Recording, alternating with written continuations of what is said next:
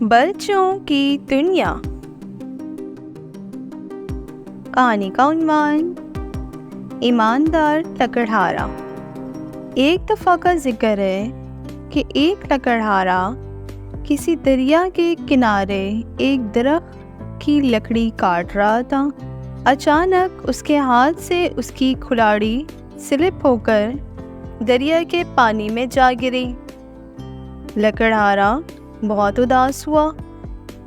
دریا میں پانی کی گہرائی بہت زیادہ تھی۔ لکڑہارا افسردہ تھا کہ اچانک ایک مچھلی دریا کے کنارے آئی اور اس نے ایک پری کا روپ اختیار کر لیا۔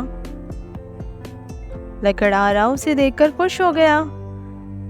پری نے لکڑہارے سے پوچھا کہ وہ کیوں اداس ہے، تو لکڑہارے نے بتایا کہ اس کی واحد کھلاڑی جو کہ اس کے روزگار کمانے کا ذریعہ تھی، وہ اس دریا کے پانی میں جا گری ہے۔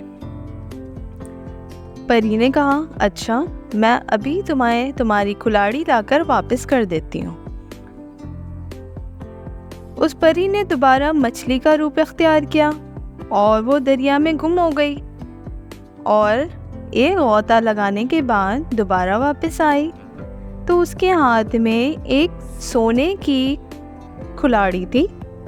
اس نے لکڑہارے کو وہ دیتے ہوئے کہا کہ یہ ہے تمہاری کھلاڑی۔ لکڑہارے نے انکار کر دیا کہ نہیں، یہ کھلاڑی میری نہیں ہے۔ اس نے دوبارہ دریا میں غوطہ لگایا اور پھر اس بار ایک چاندی کی کھلاڑی کے ساتھ واپس آئی، اور اس نے وہ لکڑہارے کو دیتے ہوئے کہا، یہ لو تمہاری کھلاڑی۔ لکڑہارے نے کہا کہ نہیں، یہ بھی میری نہیں ہے، میری کھلاڑی لوہے کی تھی۔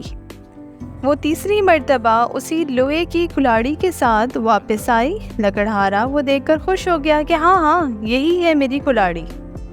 پری نے لکڑہارے کو وہ کھلاڑی دی، اور پہلے جو اس نے 2 کھلاڑی نکالی تھی سونے اور چاندی کی، وہ بھی اسے تحفے کے طور پر، اس کی ایمانداری کے صلے کے طور پر دی۔ لکڑہارا بہت خوش ہو گیا کہ ایک کھلاڑی کے گم ہونے کے بعد اسے 3 کھلاڑی مل گئی، اور اسے اپنی والی بھی واپس مل گئی، اور باقی 2 کھلاڑیاں تو اس لوہے کے علاوہ چاندی اور سونے کی تھی۔ اس طرح لکڑہارے کی زندگی بدل گئی اور وہ اب ہنسی خوشی رہنے لگا۔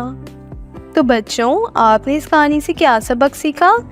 کہ ہمیں لالچ میں آ کر بے ایمانی نہیں کرنی چاہیے۔